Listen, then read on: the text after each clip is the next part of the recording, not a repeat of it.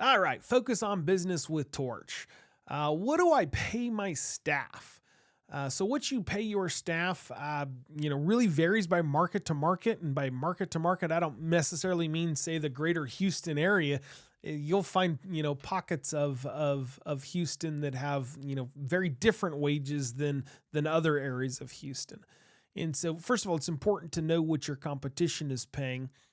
But what we would encourage you to do is that when you do a job listing, list the starting wage as low as you possibly can and as high as you possibly can.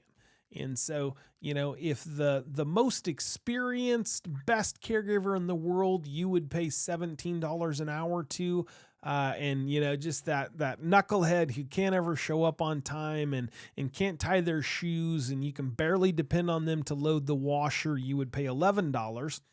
When you do a job listing, you say the pay is $11 to $17 an hour.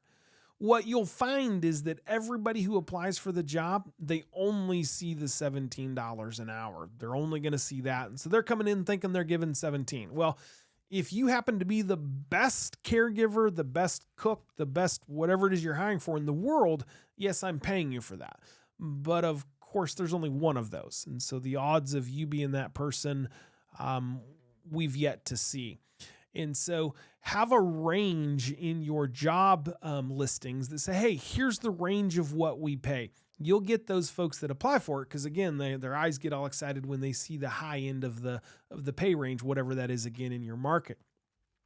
But then when you're in the interview, and I would encourage you to do this early on when you've got somebody who wants the job, right? When they're negotiating, they're thinking about the highest number, but when they want the job, when they haven't been offered the job, they're oftentimes going to be more likely to go lower on the end of the spectrum as opposed to, hey, I'm in negotiating mode, I need to go higher. And so we'd encourage you, in the interview process, just say, okay, what kind of wage are you looking for? You will find folks that, if you're, generally your starting wage for the average person that you hire is $12 an hour, you might have somebody come in, and I see this happen all the time, where they'll come in and say, I'm just looking for $9 an hour. Does that mean that you're going to pay them $9? Maybe, but maybe not.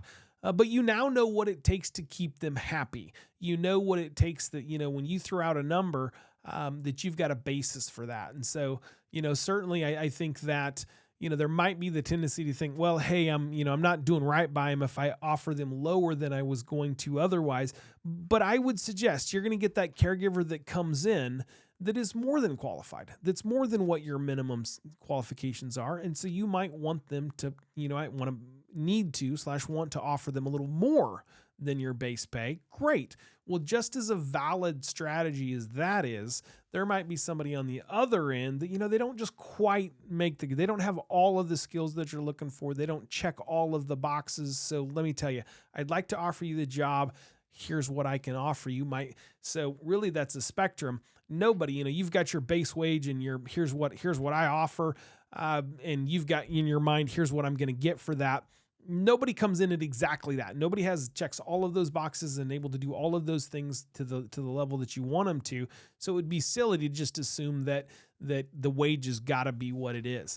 And so we'd encourage you to, always start with the wage. You'll get some of the best people by being flexible on the high end. You'll find some people that are able to do the job, but that might need a little additional training and might need a little additional help. On the lower end of the spectrum, both of them can be a great part of your workforce, and you can sometimes find folks that nobody else will give a shot. It turns out that they're rock stars with just a little bit of additional help. This has been a Focus on Business with Torch. Thanks.